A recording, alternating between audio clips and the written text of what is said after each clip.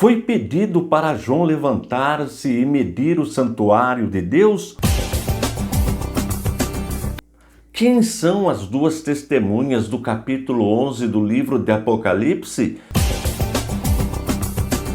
Da boca das duas testemunhas sai fogo e devora seus inimigos?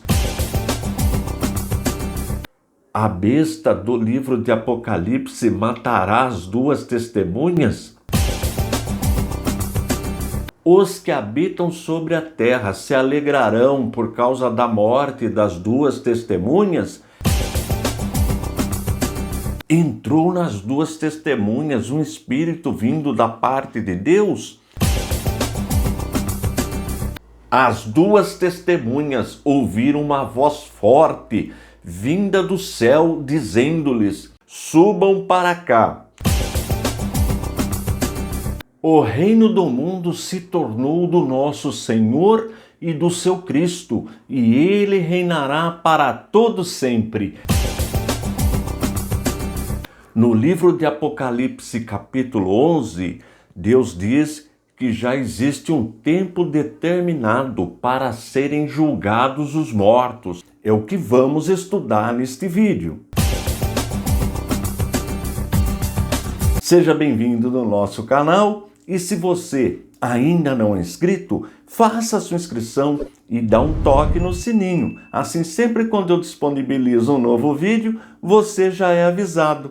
Aproveite, deixa seu joinha aí, seu likezinho para motivar o professor.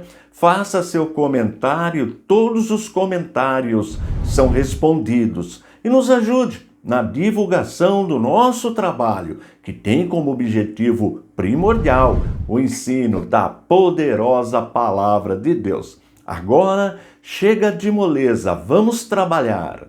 Se você está me vindo pela primeira vez, nós estamos estudando o livro de Apocalipse, versículo por versículo. O livro de Apocalipse é composto de 404 versículos distribuídos em 22 capítulos. Todos os versículos estudados até agora estão disponíveis aí no playlist Apocalipse, versículo por versículo. E os slides que eu apresento durante a aula, eles ficam disponíveis no nosso site, no www.icp.com.br. Antes, quero fazer algumas considerações. Primeira delas é que os teólogos, pessoas piedosas que estudam o livro de Apocalipse, ensinam que dos 22 capítulos do livro de Apocalipse, o capítulo 11, é o mais difícil de ser interpretado. Portanto, nós vamos encontrar mais de uma interpretação. Claro que nós vamos considerar todas as interpretações, desde que elas não firam a palavra de Deus. Segundo detalhe importante é que a nossa instituição, o ICP, Instituto Cristão de Pesquisas, que desde 1983 vem ajudando a igreja no ensino da palavra de Deus e no combate a seitas e heresias, a nossa instituição é uma instituição interdenominacional.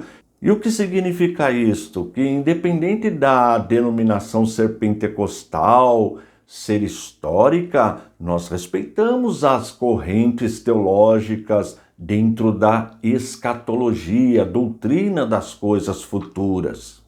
E como eu já disse, nós vamos encontrar mais de uma interpretação, vai depender da corrente teológica. Nós vamos trabalhar no estudo com aquilo que é convergente, com aquilo que é comum nas interpretações. Por exemplo, do 1º até o 14º versículo do capítulo 11, todos os teólogos concordam que se trata de um interlúdio. E o que significa esta palavra interlúdio? Que existe um parênteses, um intervalo entre a 6ª trombeta e a 7ª trombeta. Até a 6ª trombeta nós já estudamos. E a partir do versículo 15 do capítulo 11, nós começaremos o estudo da 7ª trombeta. Portanto, este ato, este trecho, do 1º até o 14º versículo, como eu disse, todos os teólogos concordam que existe um parênteses, um intervalo. É isto que significa interlúdio. Outro detalhe também importante é que existe um paralelo entre estes versículos que vamos estudar com o livro do profeta Daniel. Portanto, é comum nós encontrarmos na literatura escatológica citações do livro do profeta Daniel. Dito isto, vamos para a leitura dos 2 versículos, Apocalipse capítulo 11, versículos 1 e 2. Foi-me dado um caniço semelhante a uma vara, e também me foi dito: levante-se e vá medir o santuário de Deus, o altar e os que adoram no santuário.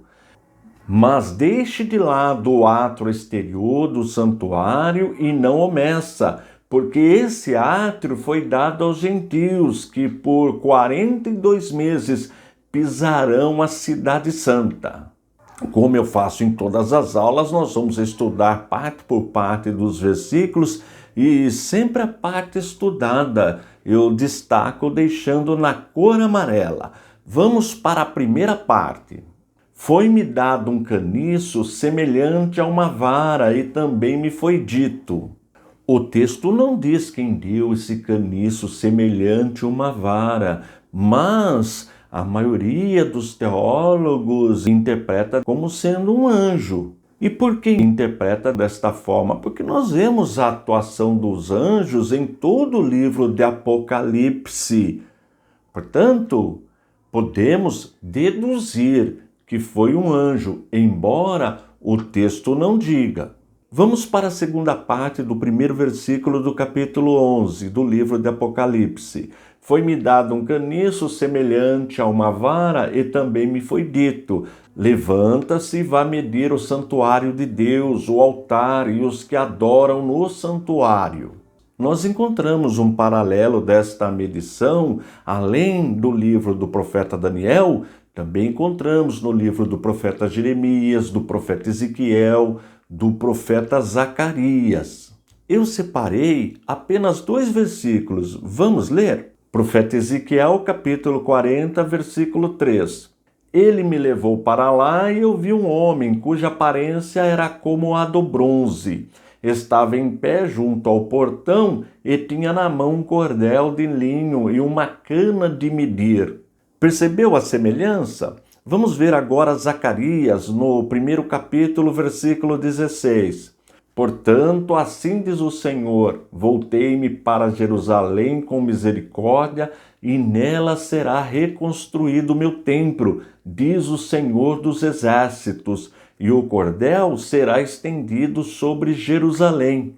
Viu novamente? Os teólogos fazem um paralelo com estes textos, com o versículo que estamos estudando. Mas aí vem a pergunta: este santuário de Deus, o altar e os que adoram num santuário, qual deve ser a interpretação? Deve ser interpretado de forma literal ou de forma simbólica? Nós vamos encontrar um grupo de teólogos, normalmente teólogos pentecostais, que interpreta de maneira literal, de forma literal. E o grupo trabalha com o estudo das dispensações. Mas nós vamos encontrar também um grupo de teólogos, normalmente das igrejas tradicionais, igrejas históricas, que não interpreta como sendo literal, interpreta como sendo simbólica e sendo uma referência à igreja. Portanto, como eu disse, o ICP, nossa instituição, o Instituto Cristão de Pesquisas, respeita as 2 interpretações, porque ambas não ferem a palavra de Deus, e precisa também considerar que o assunto é escatológico. Ou seja, o assunto é futurista, ainda não aconteceu. E isto nós sabemos porque nós não encontramos esse tipo de evento na linha da história, na linha do tempo. Daí, como eu disse no começo da aula, o capítulo 11 é considerado o capítulo mais difícil de interpretar do livro de Apocalipse. Vamos em frente. Mas deixe de lado o átrio exterior do santuário e não meça, porque esse átrio foi dado aos gentios. Novamente, para o grupo que interpreta de forma literal, este santuário diz respeito ao templo que será construído novamente em Jerusalém. É desta forma que o grupo interpreta. E, como eu disse, usa normalmente o estudo das dispensações. Já para o grupo de teólogos que interpreta de forma simbólica, que normalmente o grupo pertence às igrejas históricas e interpreta de forma simbólica como sendo a igreja. E ensinam que estes que estão no átrio, fora do templo, são aqueles que frequentam a igreja ou por tradição ou por costume, mas não estão comprometidos com a palavra de Deus, que não pertencem ao corpo de Cristo. São cristãos apenas nominais. É assim que o grupo interpreta. Vamos em frente. Mas deixe de lado o átrio exterior do santuário e não o meça, porque esse átrio foi dado aos gentios, que por 42 meses pisarão a cidade santa. De novo, quem interpreta esse texto como sendo literal, interpreta estes 42 meses como sendo a metade do período da grande tribulação, que, segundo o grupo, terá a duração exata de 7 anos. E se nós dividirmos 42 meses por 12, nós vamos chegar a 3 anos e meio. Então, este grupo que interpreta como sendo esse templo, o templo que será construído em Jerusalém, interpreta também de forma literal esses 42 meses como sendo 3 anos e meio, a metade dos 7 anos da grande tribulação. E interessante que, como eu disse, tem um paralelo com o livro de Daniel. Nós vamos encontrar esse tempo lá também, no livro de Daniel. Mas nem todos os teólogos interpretam este tempo como um tempo literal. E como eu disse, nós vamos trabalhar com aquilo que é comum entre as interpretações. E o que é comum é que existe um período de tempo dividido em 2 partes iguais. Com isto, todos os teólogos concordam. Vou repetir. Um período de tempo dividido em 2 partes iguais. E por que é importante salientar isto? Porque nem todos concordam que o período da grande tribulação será de exatamente 7 anos. Ensinam que pode ser um período maior, ou ainda que dentro deste período maior, durante este período de 7 anos, haverá um agravamento da tribulação, chamado grande tribulação. Uma outra coisa comum entre os estudiosos, independente de ser a corrente que interpreta como literal ou a corrente que interpreta como sendo simbólico, é que existirá uma grande tribulação. Isto nenhum teólogo nega. E o detalhe que eu acabei de falar é que esta grande tribulação será dividida em 2 partes. Isto é comum entre os intérpretes. Mas, a partir dos próximos versículos, nós vamos tentar aprofundar mais um pouquinho. Quando nós avançarmos um pouquinho nos próximos versículos, nós vamos entender mais alguns detalhes deste capítulo. Mas, volto a dizer, é o capítulo mais difícil, segundo os teólogos piedosos, comprometidos com a palavra de Deus, de interpretar no livro de Apocalipse.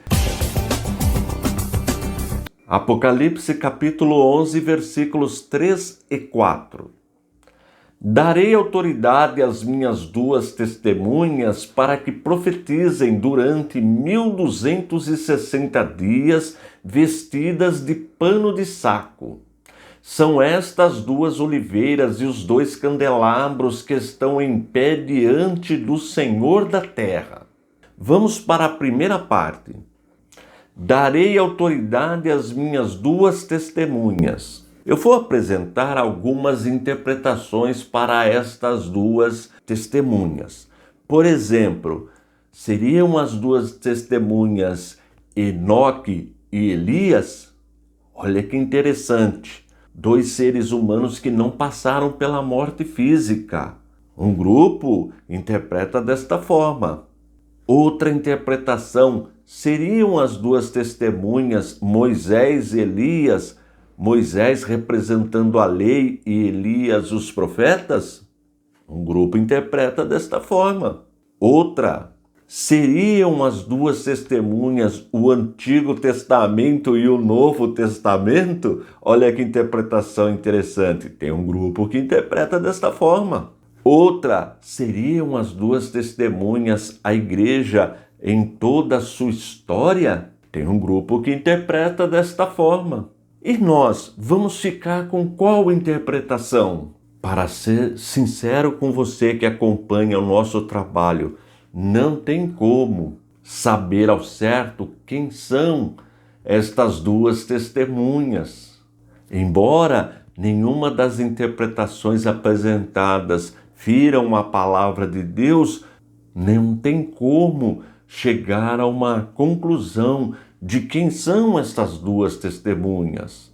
Agora, uma coisa, todos os intérpretes concordam, que as duas testemunhas recebem a autoridade de Jesus.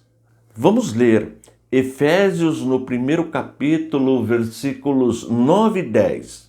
Ele nos revelou o mistério da sua vontade, segundo o seu propósito, que ele apresentou em Cristo, de fazer convergir nele, na dispensação da plenitude dos tempos, todas as coisas, tanto as do céu como as da terra.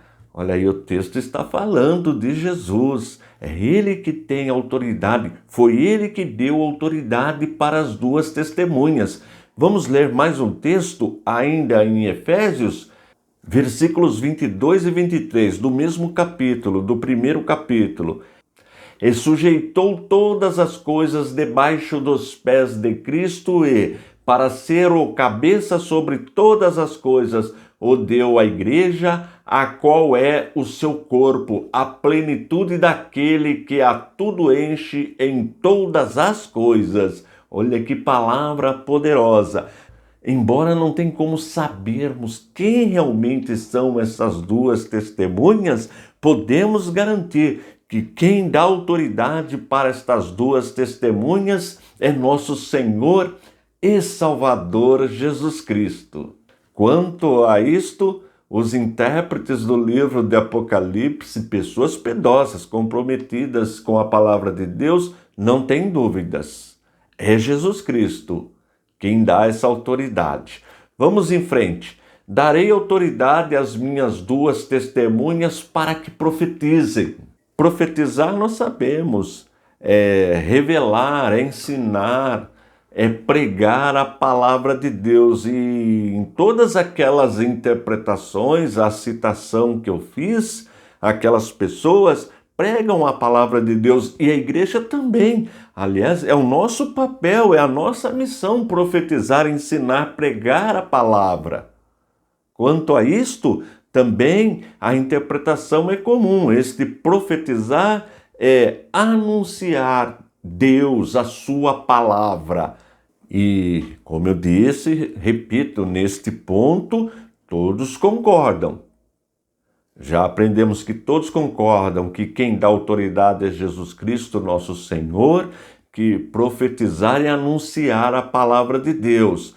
Lá no Antigo Testamento, aquelas pessoas que eu citei, Enoque, Elias, Moisés e Elias. E no Novo Testamento a igreja, e na atualidade a igreja também, todos profetizaram e continuam profetizando, ou seja, anunciando a palavra de Deus. Vamos em frente. Darei autoridade às minhas duas testemunhas para que profetizem durante 1260 dias. 1260 dias nós já aprendemos no versículo anterior, no vídeo anterior. A aula está aí no playlist. Aprendemos que um grupo de teólogos interpreta como literal. Lembra daqueles 42 meses ou 3 anos e meio, que é metade, segundo esse grupo, da grande tribulação, que terá a duração de 7 anos? O grupo interpreta como literal. Mas outro grupo não interpreta como dias literais, interpreta como um tempo específico, e esse tempo dividido em duas partes iguais, mas não necessariamente literal, interpreta de forma simbólica, o que também não há problema nenhum. Ambas não ferem a palavra de Deus. Vamos concluir este versículo. Darei autoridade às minhas duas testemunhas para que profetizem durante 1260 dias, vestidas de pano de saco.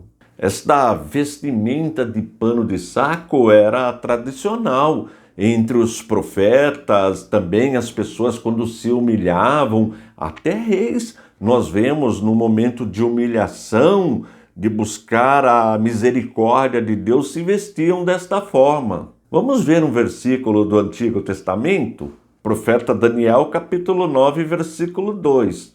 Voltei o rosto ao Senhor Deus para o buscar com oração e súplicas, com jejum, vestido de pano de saco e sentado na cinza. Nós vamos encontrar muitos textos falando sobre esse assunto, sobre esse tipo de vestimenta. Vamos agora para a conclusão, lendo o versículo 4. São estas as duas oliveiras e os dois candelabros que estão em pé diante do Senhor da terra. É uma referência às duas testemunhas que são alimentadas por Deus. É da oliveira que é extraído o azeite, e o candelabro serve para iluminar. Logo, Deus alimenta essas duas testemunhas para que elas iluminem a humanidade, ensinem a palavra para a humanidade. E, considerando a possibilidade das duas testemunhas representarem a igreja, ela depende de ser alimentada pelo Espírito Santo, que também tem como símbolo o azeite. A igreja não tem vida sem a pessoa do Espírito Santo. A igreja depende da pessoa do Espírito Santo para iluminar, para cumprir o seu papel, a sua missão, que é de profetizar, de anunciar, de levar a palavra de Deus para todas as pessoas, independente de classe social, etnia, povo, nação. A igreja é a única que tem este ministério, é a única autorizada, recebeu de Deus, é alimentada por Deus por meio do Espírito Santo, considerando que a igreja somos nós. Aí trata de cada indivíduo que recebeu este azeite, este selo, que é a pessoa do Espírito Santo, para iluminar. O crente que não ilumina não está cumprindo o seu papel. Iluminar, como eu disse, no sentido de profetizar. Profetizar significa ensinar a palavra, ensinar por meio do testemunho, da convivência social, por meio do ensino da palavra de Deus. Daí a importância ao crente ser treinado, ensinado na palavra de Deus, crescer na palavra de Deus. É isto que significa. Este é o papel da igreja, e independente da interpretação. Neste ponto, todos os estudiosos, os intérpretes, teólogos piedosos concordam. A oliveira é um simbolismo, está falando da pessoa do Espírito Santo, desse azeite, está falando de Deus. E o candelabro também é simbólico, ele ilumina. Apocalipse capítulo 11, versículos 5 e 6. Se alguém pretende causar-lhes dano, da boca destas testemunhas sai fogo e devora os inimigos. Sim, se alguém pretender causar-lhes dano, certamente deve morrer. Elas têm autoridade para fechar o céu, para que não chova durante os dias em que profetizarem. Tem autoridade também sobre as águas para transformá-las em sangue, bem como para ferir a terra com todo tipo de flagelos, tantas vezes quantas quiserem. Nós já aprendemos em vídeos anteriores que os intérpretes do livro de Apocalipse, pessoas piedosas que têm compromisso com Deus, acham que este é o capítulo mais difícil de ser interpretado. E é verdade. E já aprendemos também que a nossa interpretação é sempre no sentido escatológico, futurista, ou seja, aquilo que ainda irá acontecer. E por quê? Porque nós não encontramos na linha do tempo, na linha da história, estes acontecimentos registrados no livro. Logo, a interpretação só pode ser futurista, escatológica. E dentro desta interpretação, como eu sempre digo, existem dois tipos de interpretação: a interpretação literal e a interpretação simbólica. Vai depender do texto e do contexto. Uma outra observação importante: aqueles que interpretam o livro de Apocalipse no sentido literal, que nos ensinam que devemos sempre tentar a interpretação literal, neste caso, o grupo que interpreta desta forma literal não diz nada, porque não tem como interpretar este texto de forma literal. Você vai perceber na sequência. Vamos para a primeira parte. Se alguém pretende causar-lhes dano. E quem pretende causar dano às duas testemunhas? São pessoas que não têm compromisso com Deus, que não aceitam o plano da salvação, que não acreditam na Bíblia, na palavra de Deus. E estas pessoas são influenciadas por uma força satânica que atuará na terra na grande tribulação, como nós já aprendemos. São estas pessoas que serão induzidas a causar dano às duas testemunhas. Vamos em frente. Se alguém pretende causar-lhes dano, da boca destas testemunhas sai fogo e devora os inimigos. Percebeu por que não é possível interpretar de forma literal este texto? Por quê? Sai fogo da boca destas testemunhas? Para uma interpretação literal, teríamos de considerar o quê? Dragões. Esta interpretação seria absurda. Portanto, todos os intérpretes do livro de Apocalipse, neste caso em particular, concordam que a interpretação possível é simbólica. Vamos em frente. Se alguém pretende causar-lhes dano, da boca destas testemunhas sai fogo e devora os inimigos. Sim, se alguém pretender causar-lhes dano, certamente deve morrer. Nós podemos afirmar que estas testemunhas recebem de Deus um poder sobrenatural. E este poder, esta força sobrenatural que elas recebem de Deus, esta força impede que elas sejam atingidas, que estes seres que estão tentando de alguma forma causar dano às duas testemunhas não vão obter êxito. E o juízo é a morte, o que nós vamos ver mais na frente, nos próximos versículos. Vamos agora para o versículo 6. Elas têm autoridade para fechar o céu, para que não chova durante os dias em que profetizarem. Bem, nós vemos este fechar os céus para não chover no período do profeta Elias. Esse tipo de evento, para nós que somos estudantes da palavra de Deus, que cremos na palavra de Deus, não é novidade. Pode até ser interpretado de forma literal, não há problema algum. Como eu disse, nós temos um paralelo com o profeta Elias lá no Antigo Testamento. E profetizarem, nós já aprendemos na aula anterior, significa anunciar, divulgar a palavra de Deus. Como eu disse, nós já aprendemos. Se você perdeu a aula anterior, ela está disponível aí no playlist. Vamos em frente. Elas têm autoridade para fechar o céu, para que não chova durante os dias em que profetizarem. Tem autoridade também sobre as águas, para transformá-las em sangue. Este evento, transformar água em sangue, para nós que somos estudantes da palavra de Deus, que cremos na palavra de Deus, também não é novidade. Nós vemos isto nas pragas do Egito, quando Deus usou Moisés para libertar o seu povo, para libertar Israel.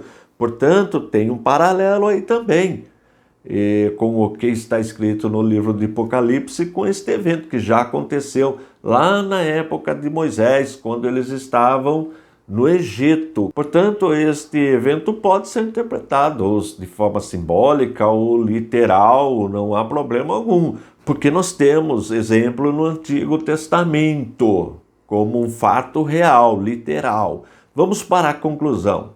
Elas têm autoridade para fechar o céu, para que não chova durante os dias em que profetizarem.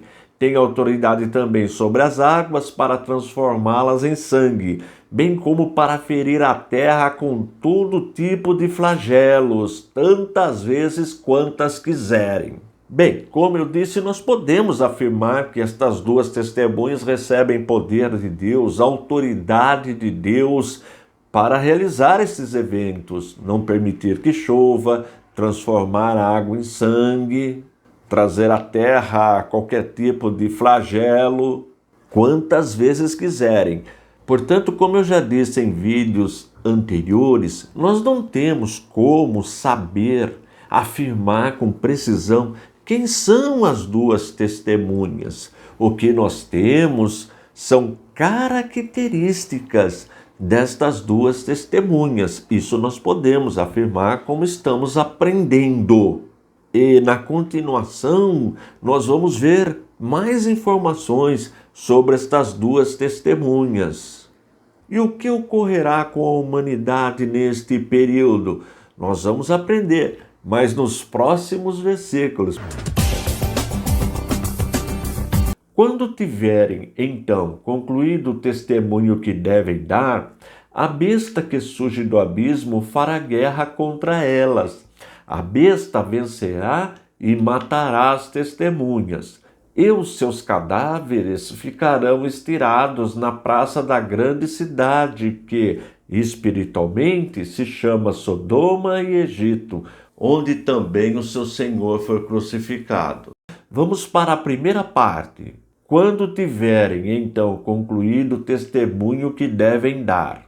Entre os estudiosos da palavra de Deus, os teólogos, pessoas piedosas, realmente comprometidas com o ensino do livro de Apocalipse, não existe um consenso em quem são essas duas testemunhas, mas existem alguns pontos que são comuns.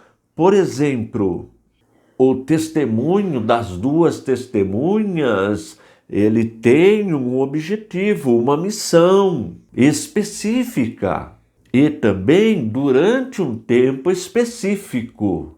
Não tem como precisarmos este tempo, este período. Sabemos apenas que ele é específico, que ele é limitado. Agora, sobre a missão das duas testemunhas, que é uma missão específica, nós temos a interpretação.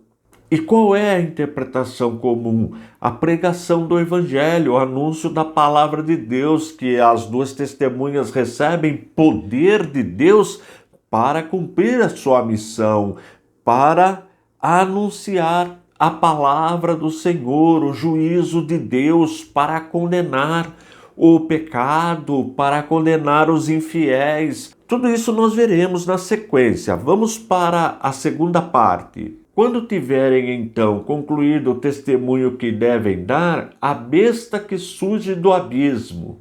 Bem, a mensagem das duas testemunhas, mensagem específica, nós já aprendemos. É a pregação contra o mal, contra o pecado, contra aqueles que desobedecem a Deus. É anunciar o juízo de Deus sobre toda a humanidade. Agora, um detalhe importante.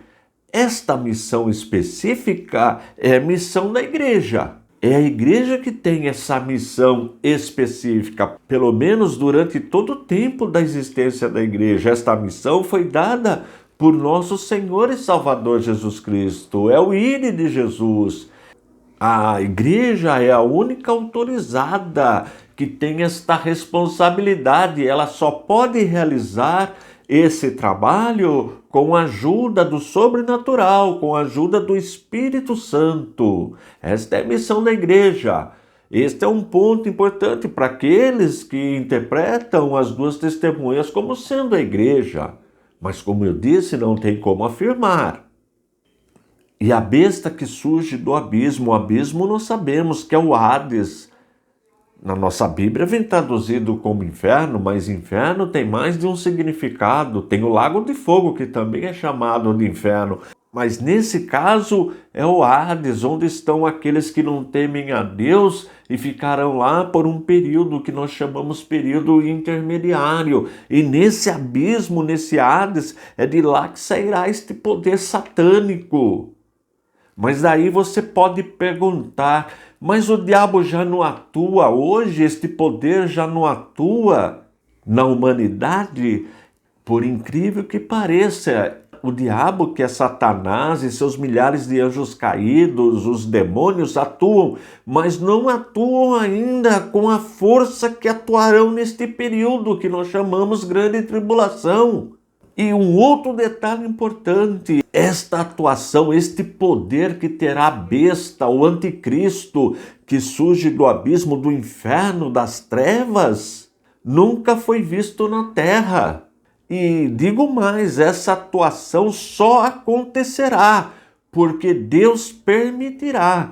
Portanto, mesmo esta força, mesmo o diabo, seus anjos caídos e demônios, só podem atuar porque Deus permite.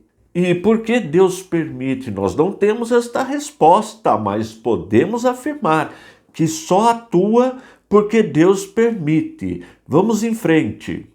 Quando tiverem então concluído o testemunho que devem dar, a besta que surge do abismo fará guerra contra elas. Nós sabemos que Satanás e seu poder, os demônios, os anjos caídos atuam no mundo e principalmente contra a igreja, mas não consegue vencer a igreja.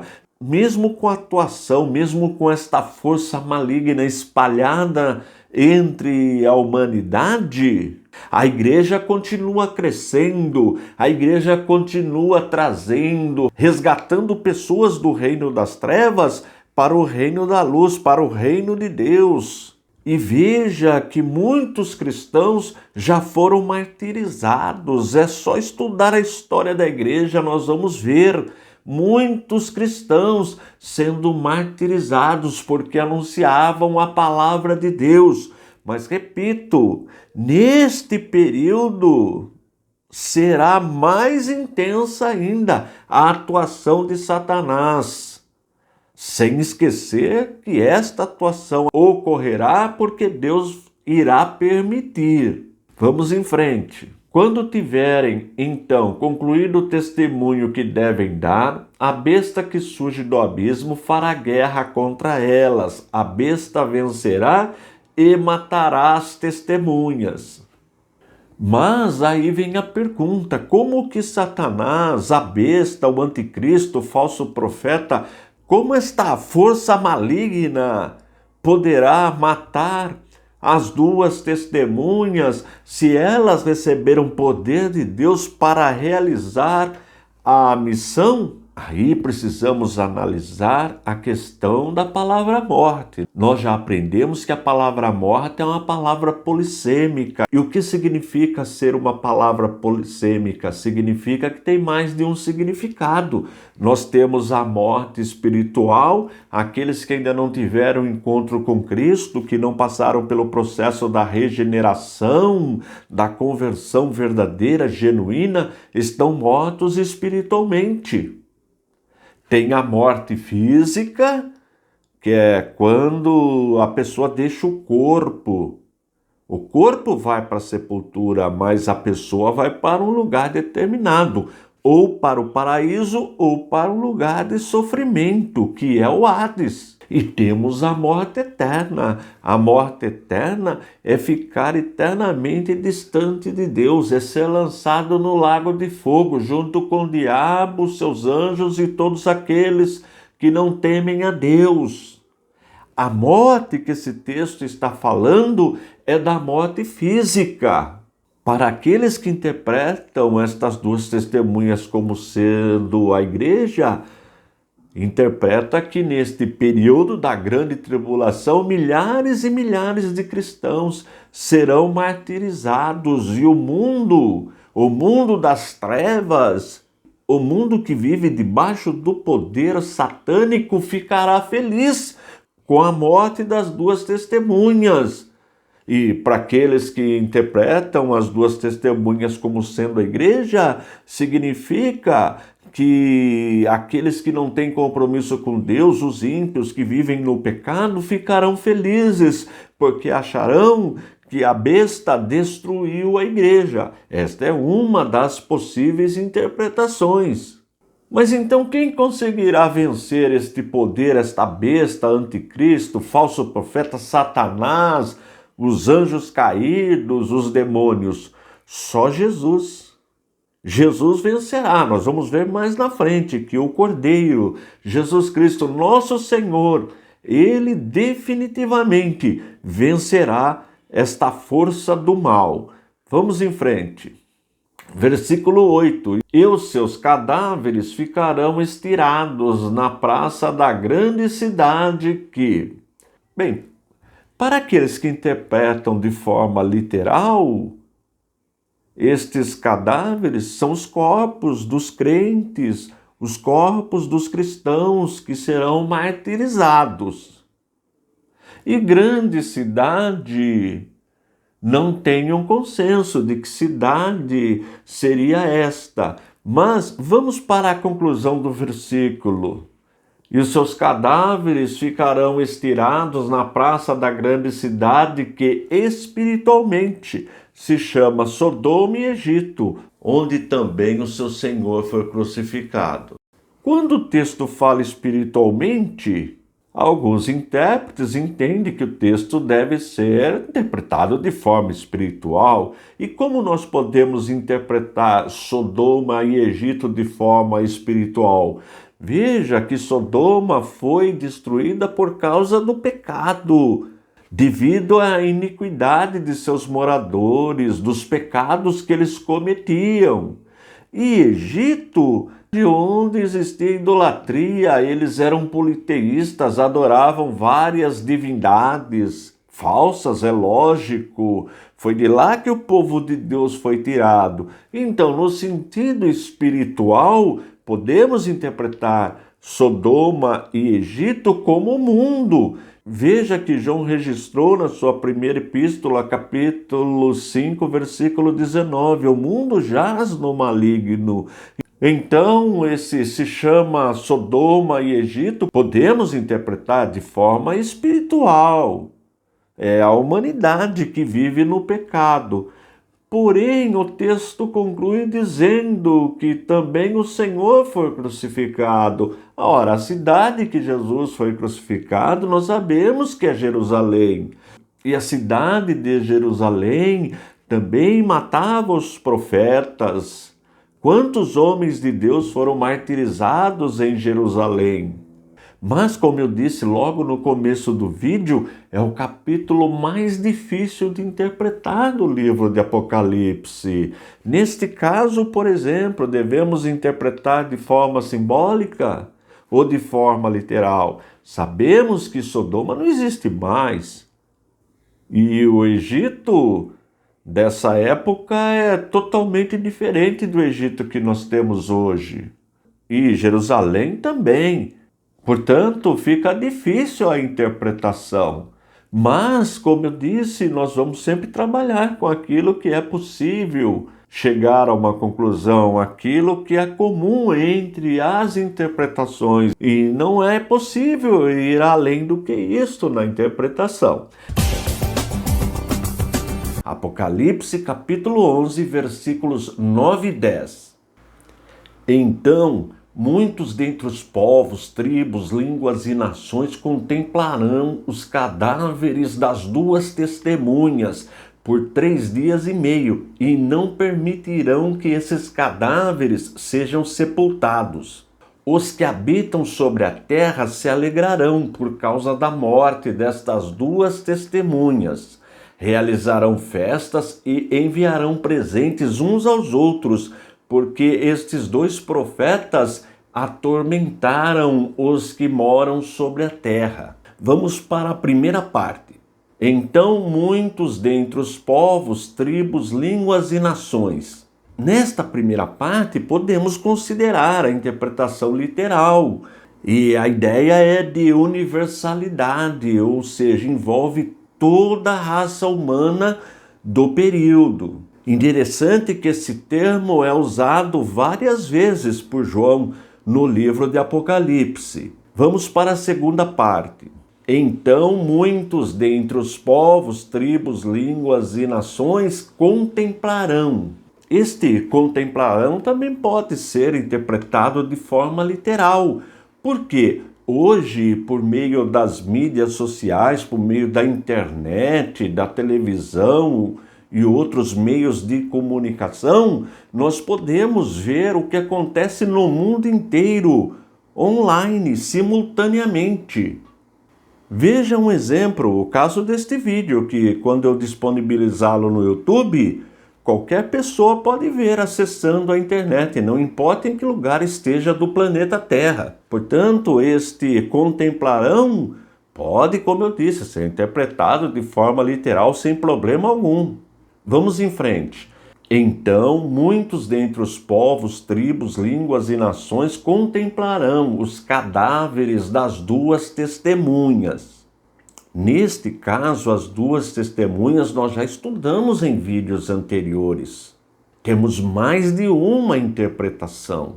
Aqueles que consideram as duas testemunhas como sendo o Antigo e Novo Testamento, portanto, interpreta de forma simbólica. Já outros interpretam realmente como duas testemunhas, como dois profetas de Deus. Outros interpretam como sendo a igreja. E veja que cabe tanto a interpretação simbólica como literal. Nós respeitamos as interpretações, claro, desde que a interpretação não fira a palavra de Deus. Mas uma coisa é comum nas interpretações, que a humanidade, os que estiverem vivos neste período, ficarão felizes com a morte das duas testemunhas. Ficarão felizes ao ver estes cadáveres. Mas aí, será que esses cadáveres são realmente literais, simbólicos, são cristãos martirizados? Como eu disse, existe mais de uma interpretação, mas o consenso é que a humanidade deste período, e a humanidade no caso aí é uma referência àqueles que não temem a Deus, pessoas que estarão dominadas pelo poder do mal, pelo poder de Satanás. Estas pessoas ficarão felizes ao saber que as duas testemunhas foram mortas. E detalhe que estas pessoas que ficarão felizes é porque estavam possuídas pelo poder, como eu disse, de Satanás, pelo poder do anticristo, que age contra tudo aquilo que é de Deus, contra a palavra de Deus. Esta é a interpretação. Vamos em frente. Então muitos dentre os povos, tribos, línguas e nações contemplarão os cadáveres das duas testemunhas por 3 dias e meio, e não permitirão que estes cadáveres sejam sepultados. Nós já estudamos sobre esses 3 dias e meio, que é interpretado como 3 anos e meio, como 1260 dias. Agora vem a pergunta: deve ser interpretado de forma literal ou simbólica?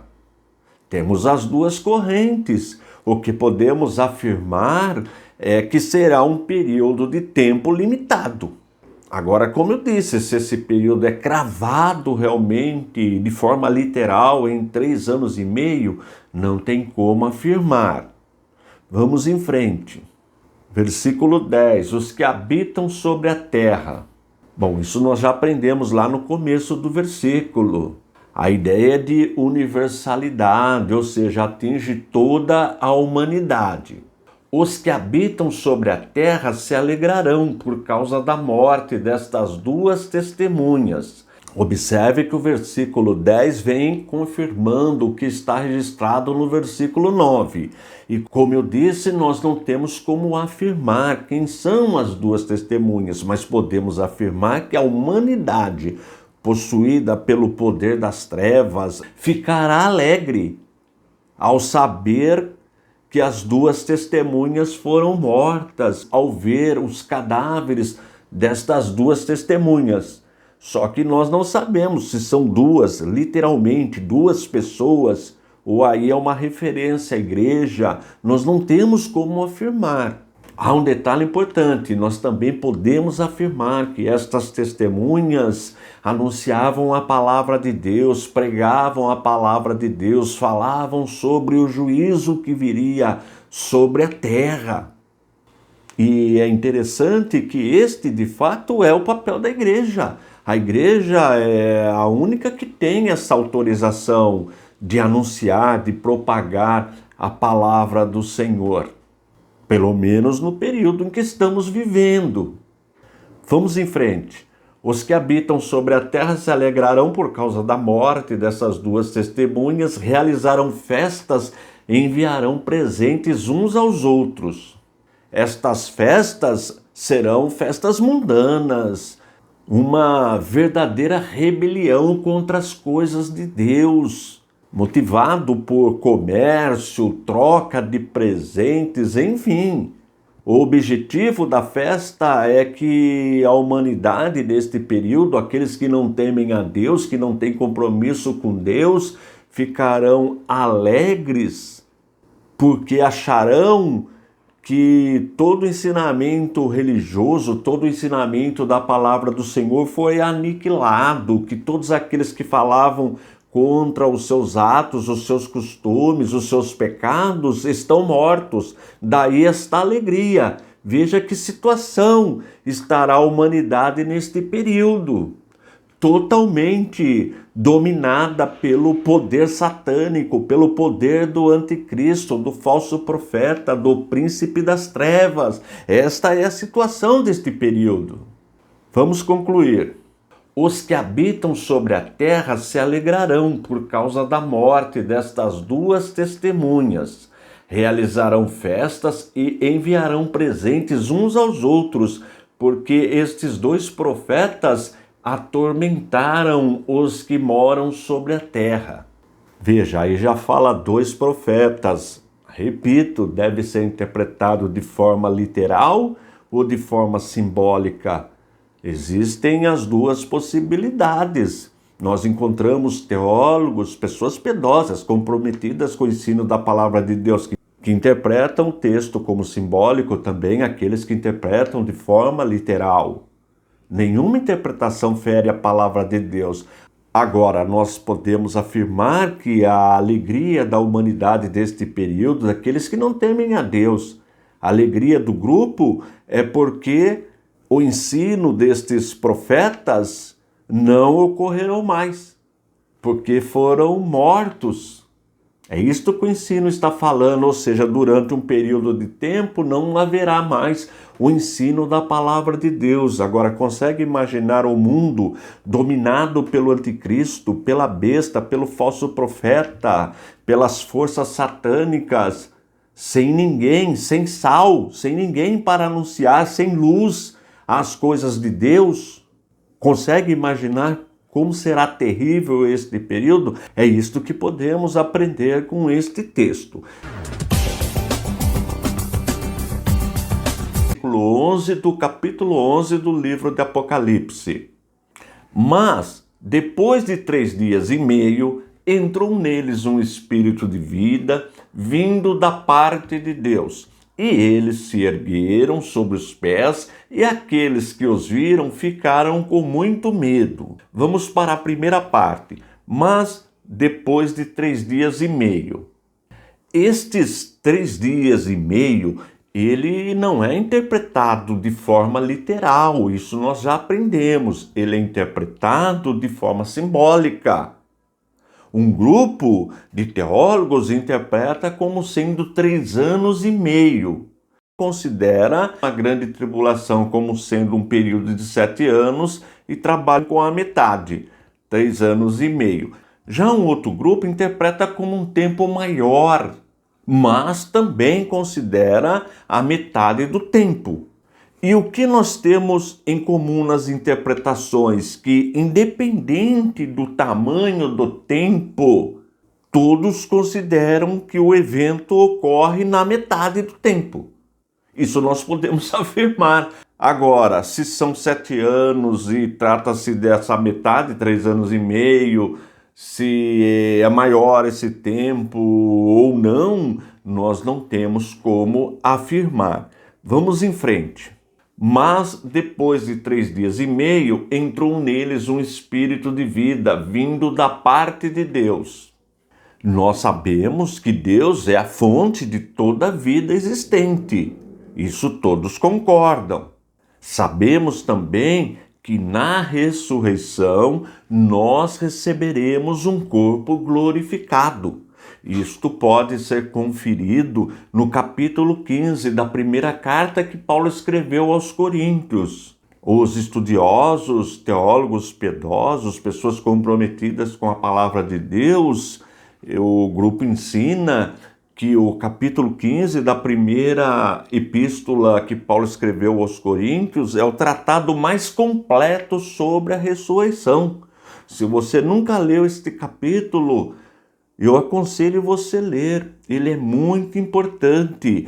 O grupo chega a dizer que se não existisse este capítulo 15, nós não teríamos a compreensão que nós temos hoje sobre a ressurreição e a transformação daqueles que estiverem vivos no ato do arrebatamento. Veja a importância deste capítulo.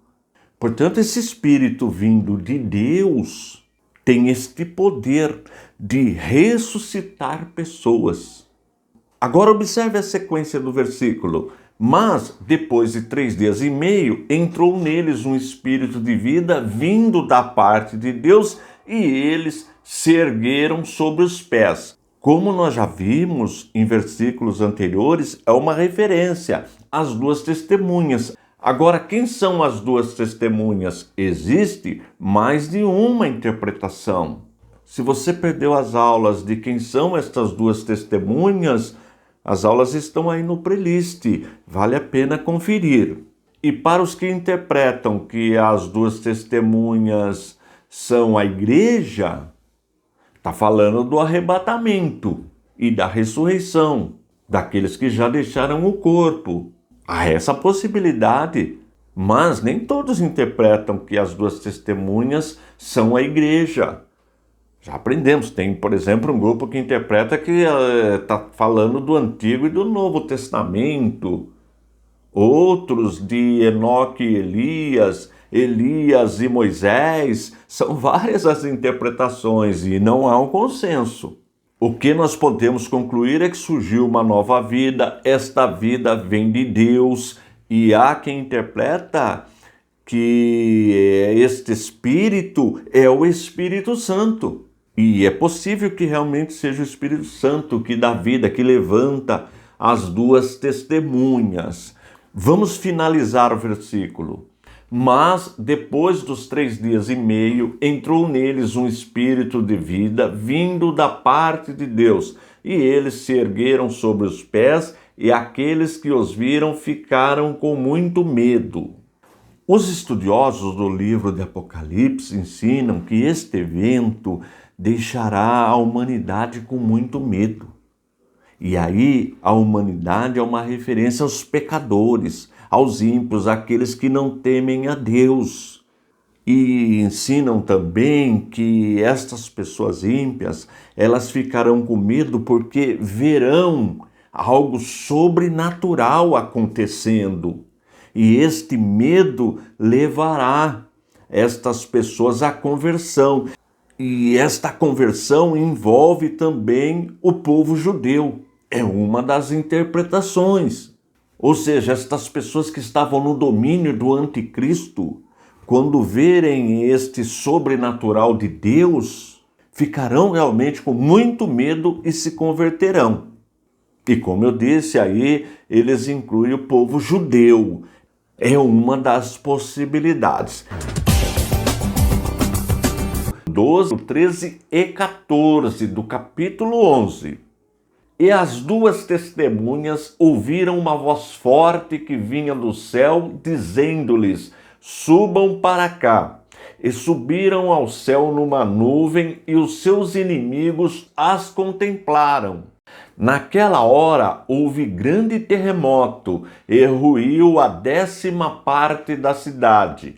Nesse terremoto morreram 7.000 pessoas. As outras pessoas ficaram aterrorizadas e deram glória ao Deus do céu. Passou o segundo ai, eis que, sem demora, vem o terceiro ai. Vamos para a leitura da primeira parte. E as duas testemunhas ouviram uma voz forte vinda do céu. Sobre as duas testemunhas nós já estudamos nos versículos anteriores, mas, novamente, é bom frisar que não existe um consenso de quem são essas duas testemunhas.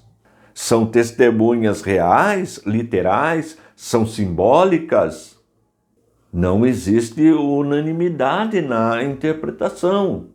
Daí, nos versículos anteriores, eu ter apresentado mais de uma interpretação. Se você perdeu as aulas dos versículos anteriores, estão disponíveis aí no playlist. Apocalipse, versículo por versículo. Vale a pena conferir. Outro detalhe, de quem é esta voz que vinha do céu? Era a voz de um anjo? Era a voz de Deus Pai? Era a voz de Deus Filho? Também não temos como afirmar de quem era esta voz. Sabemos que era uma voz poderosa. E para aqueles que interpretam como as duas testemunhas sendo a igreja, esta voz é a voz de nosso Senhor e Salvador Jesus Cristo e ocorrerá no arrebatamento. É uma possibilidade de interpretação, mas não tem como ser taxativo, pois existem outras possibilidades para interpretação. Mas observe a sequência.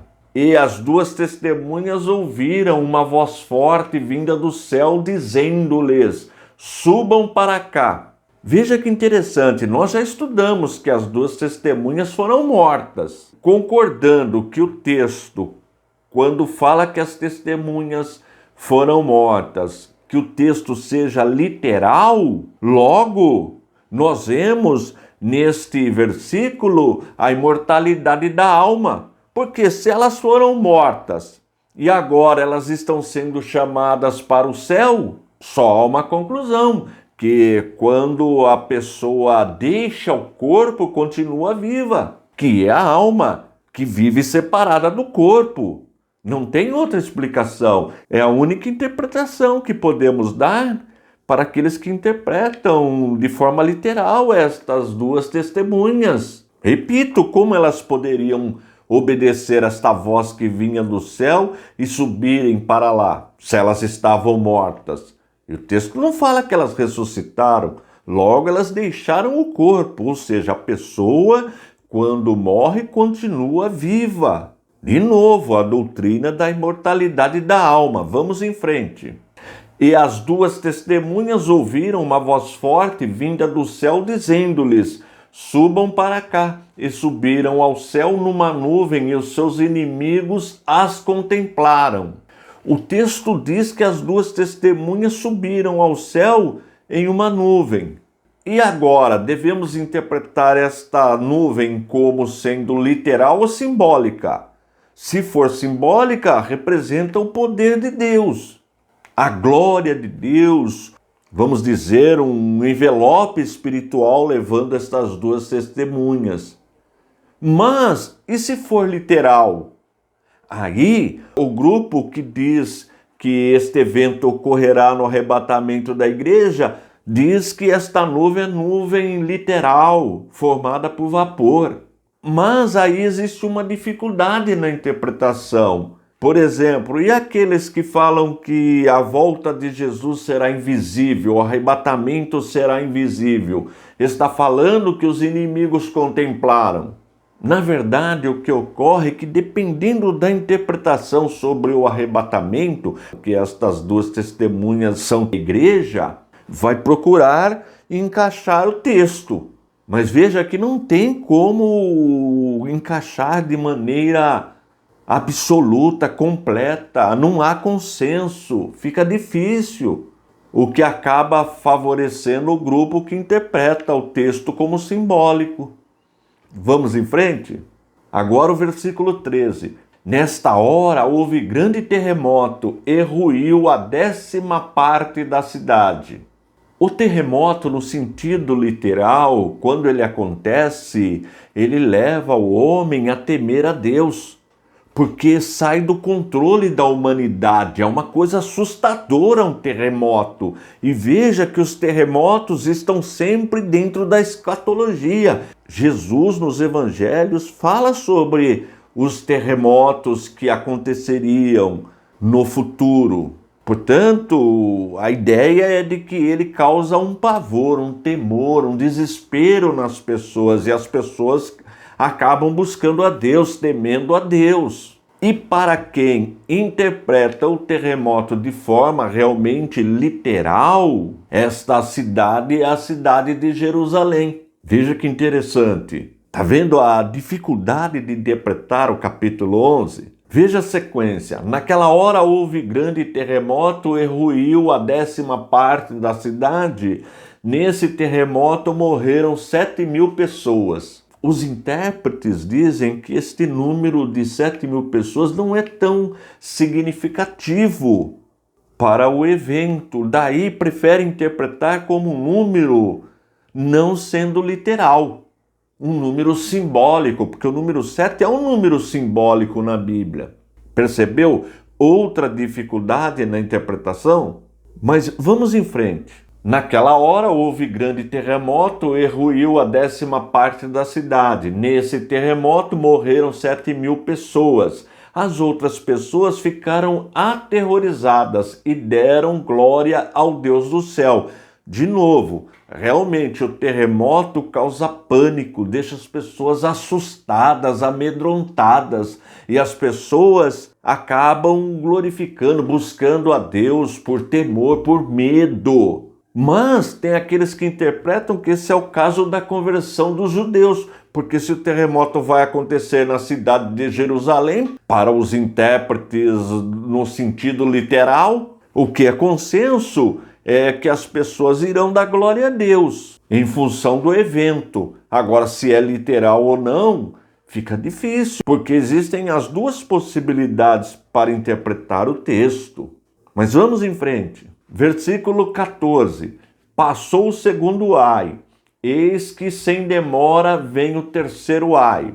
O primeiro ai ocorreu quando tocou a 5ª trombeta, e isso nós aprendemos no capítulo 9, já estudamos. O segundo ai acontece quando é tocada a 6ª trombeta e também está no capítulo 9 que nós já estudamos. E o terceiro ai, ele vai acontecer quando a 7ª trombeta for tocada.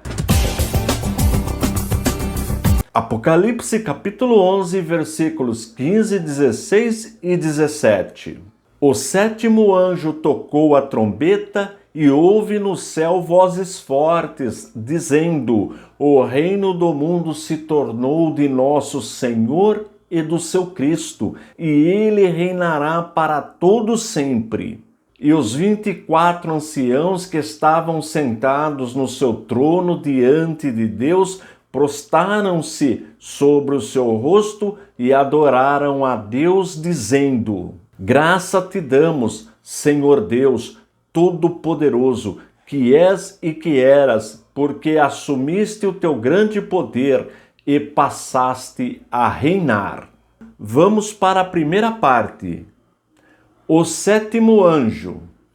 Para este 7º anjo existe a interpretação literal, que interpreta que é um anjo mesmo. Já outros interpretam como o juízo de Deus, como o poder de Deus. Mas um ponto é comum nas duas interpretações, que este juízo de Deus ele é completo, porque trata-se da sétima trombeta, e o número 7 na Bíblia, numa interpretação simbólica, é o número da perfeição, é o número que completa o juízo de Deus. E também trata do mistério de Deus, como nós já vimos em versículos anteriores. Vamos em frente. O sétimo anjo tocou a trombeta. Sobre a trombeta, nós também já aprendemos que na antiguidade eles utilizavam a trombeta para anunciar uma guerra, para anunciar a chegada de uma pessoa importante, para anunciar uma festividade, sempre com o objetivo de anunciar algo. E no caso do livro de Apocalipse, a trombeta sempre está anunciando alguma coisa muito importante. Neste caso, o juízo de Deus. Vamos em frente. O sétimo anjo tocou a trombeta e houve no céu vozes fortes dizendo... O termo vozes fortes, nós já estudamos, esse termo ele aparece várias vezes no livro de Apocalipse e significa autoridade divina, poder de Deus, alguma informação que chega a todas as pessoas, ninguém escapa desta voz forte, voz de autoridade. Como eu disse, representa a autoridade divina. Vamos em frente. O sétimo anjo tocou a trombeta e houve no céu vozes fortes, dizendo: O reino do mundo se tornou de nosso Senhor e do seu Cristo, e ele reinará para todo sempre. Aí concluímos o versículo 15. Agora um detalhe importante. Neste versículo, Deus Pai é chamado de Senhor, mas Jesus também é chamado de Senhor. E neste versículo, Jesus é chamado do seu Cristo, ou seja, do seu ungido. Este é o significado. Observe que neste versículo nós vemos duas pessoas, Deus Pai e Deus Filho, duas pessoas da Santíssima Trindade, a pessoa do Pai e a pessoa do Filho. Lembrando que esta doutrina é uma doutrina fundamental do cristianismo histórico ortodoxo. E o que significa esta doutrina? Que nós cremos em um único Deus, só existe um Deus. Portanto, nós cristãos somos monoteístas. Porém, encontramos em Deus três pessoas distintas: a pessoa do Pai, a pessoa do Filho e a pessoa do Espírito Santo. E quando fala que ele reinará para todo sempre, quem vai reinar? Deus Pai ou Deus Filho? Olha aí, para quem nega a doutrina da Trindade, fica difícil interpretar este texto, porque nós sabemos que Deus Pai reinará junto com Deus Filho, nosso Senhor e Salvador Jesus Cristo. E a igreja também fará parte deste reino. Veja que importante conhecer esta doutrina. Como eu disse, quem nega esta doutrina tem dificuldade para interpretar este texto. Vamos para o próximo versículo 16. E os 24 anciãos que estavam sentados no seu trono diante de Deus prostraram-se sobre o seu rosto e adoraram a Deus, dizendo... A interpretação destes 24 anciãos, quem seriam esses 24 anciãos? Nós já estudamos no capítulo 4, versículo 10. Vamos rever o versículo? Os 24 anciãos se prostravam diante daquele que está sentado no trono, adoravam o que vive para todo sempre e depositavam as suas coroas diante do trono, proclamando... Se você perdeu a aula deste versículo, ela está aí no playlist, Apocalipse, versículo por versículo. Importante que nós encontramos no trono o Pai e o Filho. Quando nós estudamos o capítulo 4, quem era adorado era Deus Pai. Quando nós estudamos o capítulo 5, quem era adorado era Deus Filho. No 4 enfatizava Deus Pai na adoração e no 5 enfatizava Deus Filho. Mas só existe um Deus. E tanto o Pai como o Filho, que é chamado de Cordeiro no capítulo 5, ambos são adorados. Mas nós só podemos adorar Deus e só existe um Deus. Olha de novo aí a doutrina da Trindade. Nós adoramos o Pai, nós adoramos o Filho e nós adoramos o Espírito Santo. Mas nós não adoramos três deuses, nós adoramos um único Deus. Veja que importante este ensinamento. Agora vamos ver o que os 24 anciãos estavam proclamando. Graças te damos, Senhor Deus Todo-Poderoso, que és, que eras, porque assumiste o teu grande poder e passaste a reinar. Quando nós estudamos escatologia, uma matéria muito importante do curso de teologia, nós aprendemos que Jesus reinará com a sua igreja no milênio.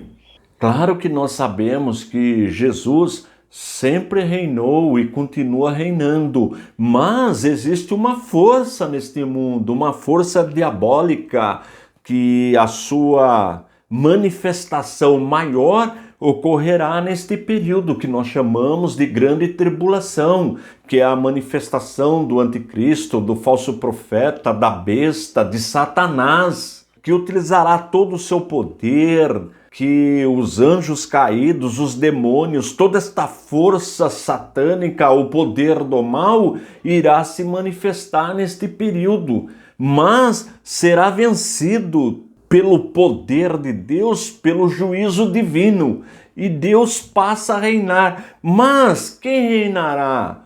O Cordeiro? Deus Filho? Ou Deus Pai? Para nós que cremos que Jesus Cristo é Deus Todo-Poderoso, não há dificuldade para entender o texto. Mas e aqueles que negam que Jesus é Deus Todo-Poderoso? Fica difícil interpretar esse texto, porque quem de fato reinará? Nós sabemos que Jesus Cristo reinará. Também sabemos que Jesus Cristo é Senhor, mas nesse texto está chamando Deus Pai de Senhor. E agora, ocorre que Jesus Cristo, que é Deus Filho, é Senhor, que Deus Pai é Senhor e que o Espírito Santo também é Senhor. Mas nós não adoramos três senhores, adoramos um único Senhor, porque Senhor é um dos nomes da divindade, é Adonai no hebraico, que é diferente da língua portuguesa, só existe um Adonai. Isso nós aprendemos nas nossas aulas de hebraico. Tem um vídeo aí tratando só dos nomes específicos de Deus, e Adonai é um deles, que no hebraico tem essa diferença. Senhor como pronome de tratamento para pessoas humanas e Senhor para Deus, que é Adonai. Para a pessoa é Adon ou Adoni. Existe uma diferença, isso é muito importante. E neste versículo, observe novamente, graça te damos, Senhor Deus. Está falando de quem? De Deus Pai? Deus Filho? Quem é Todo-Poderoso? Nós sabemos, de novo, a doutrina da Trindade. Nós adoramos o Todo-Poderoso. Portanto, o Pai é Todo-Poderoso, o Filho é todo-poderoso, o Espírito Santo também é todo-poderoso, mas não existem três. Existe só um todo-poderoso, que é Deus. Todo-poderoso, onipotência, é um atributo da divindade. Isso é muito importante. Portanto, segundo este versículo, quem reinará? Deus Pai ou Deus Filho? Não importa. O importante é que Deus reinará, entendendo que Jesus é Deus e que o Pai também é Deus, obviamente, mas só existe um Deus. É importante conhecer essa doutrina, tem aula aí também, só tratando da doutrina da Santíssima Trindade. Apocalipse capítulo 11, versículos 18 e 19. Na verdade, as nações se enfureceram, Chegou, porém, a tua ira e o tempo determinado para serem julgados os mortos, para se dar o galardão aos teus servos, os profetas, aos santos e aos que temem o teu nome, tanto aos pequenos como aos grandes, e para destruíres os que destroem a terra. Abriu-se então o santuário de Deus, que se acha no céu, e foi vista a arca da sua aliança no seu santuário, e sobrevieram relâmpagos, vozes, trovões, terremoto e forte chuva de granizo. Vamos para a primeira parte. Na verdade, as nações se enfureceram. Existe um paralelo no Antigo Testamento, é o Salmo número 2. É muito parecido com o texto que estamos estudando. Vamos ler o Salmo 2? São 12 versículos. Por que se enfurecem as nações e os povos imaginam coisas vãs?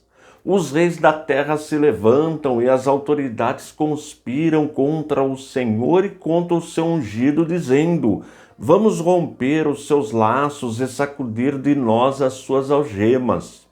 Aquele que habita nos céus dá risada, o Senhor zomba deles. Na sua ira, a seu tempo lhes falará, e no seu furor os deixará apavorados, dizendo: eu constituí o meu rei sobre o meu santo monte Sião. O rei diz: proclamarei o decreto do Senhor. Ele me disse: você é meu filho, hoje eu gerei você.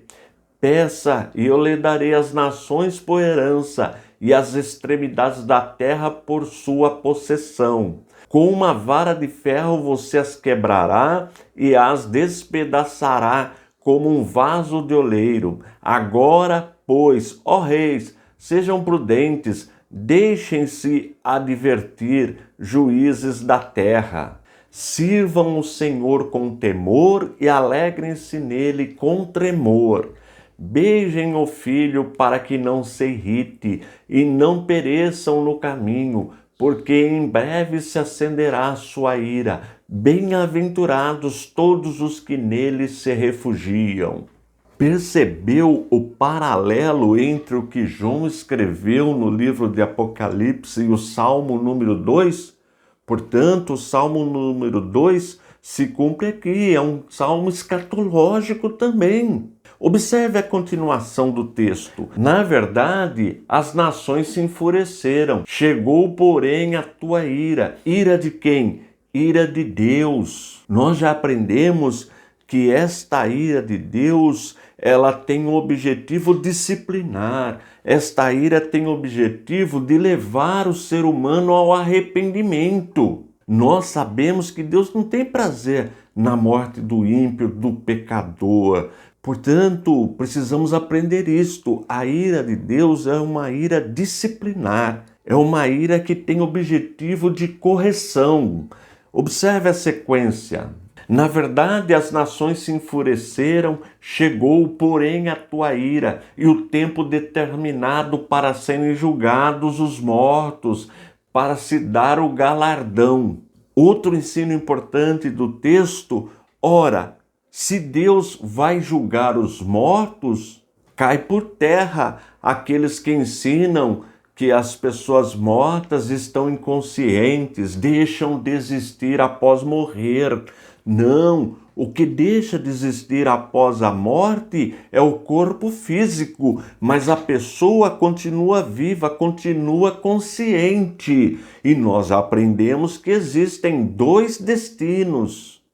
Ou a pessoa vai para o paraíso, que está debaixo do altar de Deus, como também já aprendemos, ou vai para um lugar de tormento e fica aguardando lá até o dia deste juízo. Este lugar de tormento, Sheol, Hades, que foi traduzido como inferno, é um período intermediário, até que aconteça este julgamento. E observe que neste julgamento, para os mortos, existem aqueles que receberão galardão.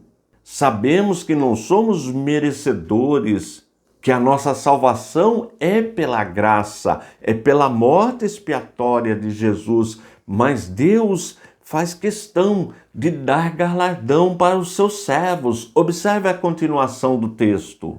Na verdade, as nações se enfureceram, chegou, porém, a tua ira e o tempo determinado para serem julgados os mortos, para se dar galardão aos teus servos, os profetas. Quando nós estudamos as Escrituras, a Bíblia, nós vemos que sempre Deus teve servos. Sempre nós vamos encontrar homens, mulheres tementes a Deus. Temos os profetas do Antigo Testamento, mas o texto vai além. Observe a sequência. Na verdade, as nações se enfureceram, chegou, porém, a tua ira e o tempo determinado para serem julgados os mortos, para se dar o galardão aos teus servos, os profetas, aos santos e aos que temem o teu nome. Podemos afirmar que aí está envolvida a igreja. A igreja é chamada de santa, porque vive separada do pecado, não é perfeita. Santo aí é no sentido de separado do pecado. Portanto, este galardão não é só para os profetas de Deus do Antigo Testamento, os servos de Deus do Antigo Testamento, os santos, os servos de Deus do Novo Testamento, não, é para os dias atuais. Existem milhares e milhares de pessoas que servem a Deus, que representam Deus aqui na terra, que anunciam a sua palavra. Estas pessoas serão contempladas por Deus. Olha a sequência. Na verdade, as nações se enfureceram. Chegou, porém, a tua ira e o tempo determinado para serem julgados os mortos, para se dar galardão aos teus servos, os profetas, aos santos e aos que temem o teu nome, tanto aos pequenos como aos grandes. Veja, independente de classe social, o evangelho é para todos, é para o militar, é para o civil, é para o rei, para a rainha, para o príncipe, para o camponês, para o trabalhador, para a trabalhadora, para a dona de casa, para o político também. Todos podem participar desta grande salvação. A graça, a morte oferecida por Deus, o sacrifício oferecido na cruz do Calvário é para todos, independente de ser grande ou pequeno. Olha que coisa maravilhosa que é a salvação.